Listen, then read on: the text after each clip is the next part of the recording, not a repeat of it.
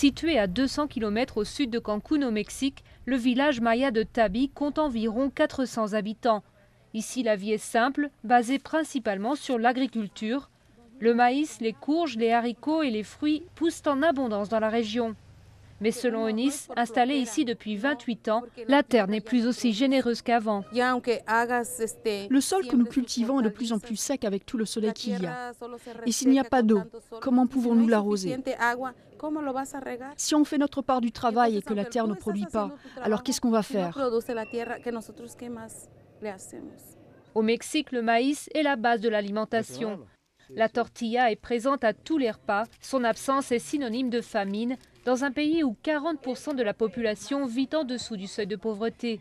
Selon les autorités, la production de maïs a chuté de près de 60% ces 15 dernières années à cause du changement climatique et de techniques agricoles inadaptées. Quand il ne pleut pas, toute la récolte est perdue. Quand il pleut, ça va, elle pousse comme il faut.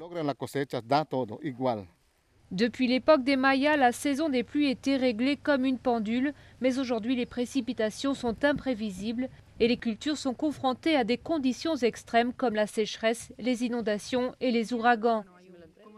Pour survivre, les habitants ont dû changer leurs habitudes. Ils ont abandonné les techniques de brûlis qui rendaient la terre aride après quelques saisons. À présent, ils nettoient le sol à la main et le fertilisent avec des engrais biologiques. Selon les organisations de lutte contre la pauvreté, ce problème touche de plus en plus de petits paysans dans le monde. Parmi les rares problèmes dont les gens ont de plus en plus conscience, il y a le changement climatique. Et comme on le constate ici, les gens dans le monde sont convaincus que quelque chose est en train de changer. Mais ce changement, les agriculteurs locaux ont du mal à s'y adapter.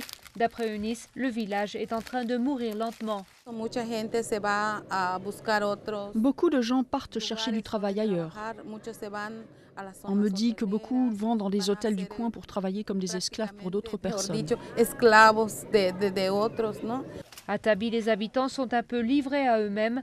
Ils espèrent qu'une solution sera trouvée par les dirigeants mondiaux ou par d'autres pour qu'enfin la pluie revienne dans la région.